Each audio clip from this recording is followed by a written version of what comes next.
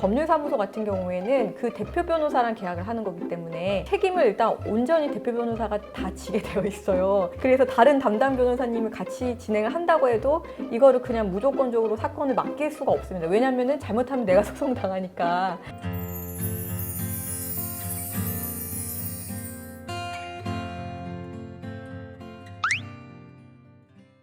안녕하세요. 법률사무소 봄의 대표 변호사 정현주. 법률사무소 봄 대표 변호사 이완수입니다.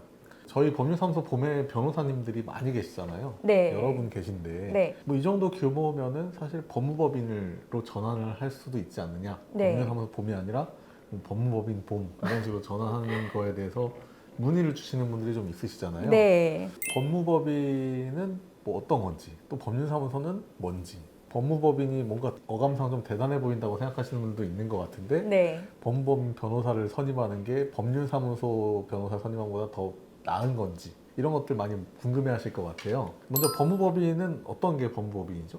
법무법인은 일단 기본적으로 3명 이상의 변호사님들이 이제 등기를 해가지고 만들 수 있는데요. 네. 그 중에서 한 명은 5년 이상 경력을 가지고 있어야 되는 것으로 제가 알고 있습니다.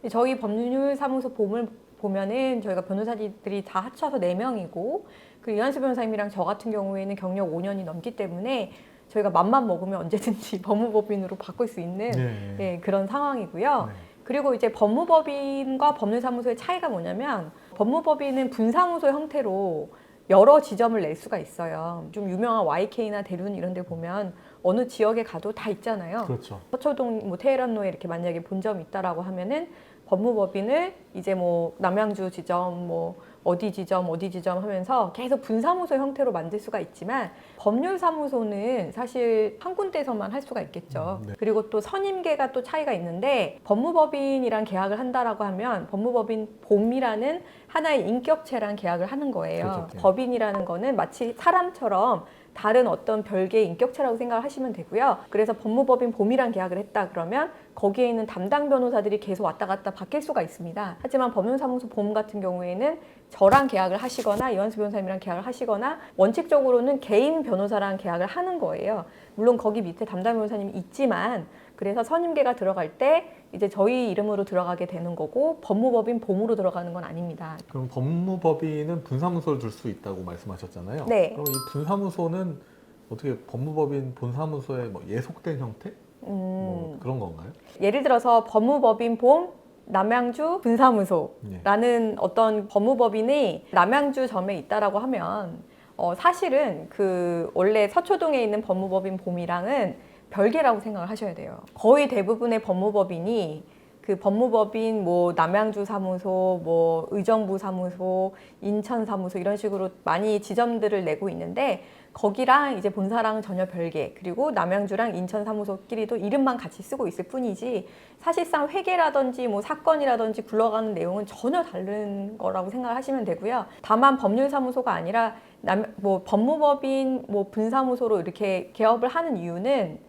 아무래도 규모 때문에 규모가 있어 보이려고. 그렇죠. 예. 네, 그런 거죠, 사실은. 그래서 남양주 사무소에 만약에 2명의 변호사가 있다라고 하면은 그 2명의 변호사가 그 남양주에서 일을 하시는 거고, 서울의 사무실에 있는 어떤 사건을 겹치게 하지는 않아요, 일반적으로는. 그런데 아무래도 2명이서 법률사무소 이름을 딴 뭐 정현주 법률사무소 이렇게 하는 것보다는 아무래도 우리 법무법인의 전체 그 변호사 수도 많고, 또 이 법무법인의 어떤 색깔이라든지 방향이라든지 이런 걸 좀 같이 우리는 이제 한 몸이다 이런 거를 좀 강조할 수 있는 그런 느낌이란 게 있어서 그렇게 분사무소 형태로 많이 개업을 하고 있는데, 사실상은 이제 좀 별개라고 보시면 된다. 그러면 만약 법무법인을 내가 선임을 한다.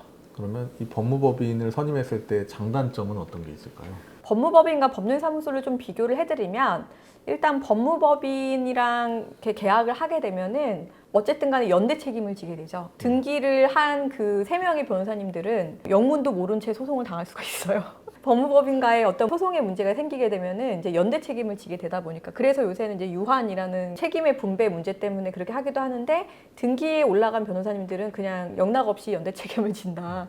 그래서 그거는 이제 좀 장점이라고 할 수 있고, 또 단점이라고 하면은 사실 우리가 법무법인 같은 경우에는 좀 규모를 보고 가잖아요. 사실은 정관 출신이라든지 뭐 이렇게 되게 화려한 경력을 보고 가는데, 그런 것들 기대하고 갔지만 변호사들이 많다 보니까 또 이제 분사무소에 가다 보면은 내가 생각했던 어떤 그런 그 변호사님이랑 사건을 진행하는 게 아니라 그냥 막내 변호사 아니면은 전혀 모르는 변호사가 거의 사실상 사건을 진행을 하게 되는 그런 경우가 굉장히 많고요. 그리고 법무법인 같은 경우에는 아무래도 유료 광고를 많이 하게 됩니다. 그래서 광고비 같은 게 좀 들어갈 수가 있어요, 수임료에. 그래서 그런 부분들이 조금 아쉬운 부분이 아닐까 싶거든요. 근데 그에 비해서 이제 법률사무소 같은 경우에는 그 대표 변호사랑 계약을 하는 거기 때문에 책임을 일단 온전히 대표 변호사가 다 지게 되어 있어요. 그래서 다른 담당 변호사님을 같이 진행을 한다고 해도 이거를 그냥 무조건적으로 사건을 맡길 수가 없습니다. 왜냐면은 잘못하면 내가 소송 당하니까. 그래서 약간 책임의식이라든지 이런 거는 오히려 법무법인보다는 법률사무소가 더 강할 수 있다라고 생각을 하시면 되고, 담당 변호사 같은 경우에도 법무법인 경우에는 굉장히 쉽게 바뀌기가 좋아요. 왜냐면 그렇죠. 담당 변호사 뭐 지정서, 뭐 변경서 이러면서 되게 쉽게 바뀔 수 있지만 법률사무소 같은 경우에는 보통 대표 변호사가 사임을 하지 않는 이상은 네, 계속 있는 거거든요. 그래서 담당 변호사님이 어쨌든 꾸준하게 계속 내 사건을 볼 수 있고, 내가 어떤 개인 변호사를 보고서 갔다라고 하면은 그런 법률사무소 형태라면은 그 변호사랑 계약을 하는 거니까 조금 책임을 좀 담보할 수 있지 않나, 이 부분이 조금 차이가 있다고 생각이 듭니다. 예. 아까 처음 질문으로 다시 돌아가서 네. 우리 법률사무소 봄은 법무법인 전환을 하지 않는 특별한 이유가 있으실까요? 법률사무소 봄을 운영한 지 지금 3년 정도가 됐잖아요. 그래서 중간부터는 좀 고민을 많이 했어요. 이거 법무법인으로 전환을 할까? 뭐 이런저런 고민을 했는데, 아니면 뭐 서초동에 사무실을 좀 옮겨볼까? 뭐 이런 생각을 했는데, 요새는 남양주에 있는 법률사무소 봄이 꽤 자리를 잡은 것 같은 느낌이 들어요. 더 크게 확장을 하거나 뭔가 이렇게 할 생각은 지금은 없어요. 물론 생각이 또 바뀔 수 있겠지만 전 지금 저희 사무실이 너무 마음에 들고요. 이 사무실을 계속 좋은 변호사님들하고 계속 좀 유지해가고 싶은 마음이 더 많습니다. 저희가 조금 더 최선을 다할 수 있는 사건들을 많이 수임해서 괜찮은 변호사님들이랑 좀 결과가 좋게 나올 수 있게끔 최선을 좀 다하고 싶다는 마음이 더 많이 크고, 사업을 확장한다 뭐 이런 식의 느낌으로 법무법인을 이렇게 확장한다든지 뭐 분사무소를 만든다든지 뭐 그러고 싶은 마음은 요새는 좀 많이 없는 것 같아요. 네. 자, 이번 시간에는 이렇게 법무법인과 법률사무소의 차이에 대해서 좀 심층적으로 들여다보는 시간을 가졌습니다. 저희 영상이 유익하셨다면 좋아요, 구독 부탁드려요. 감사합니다.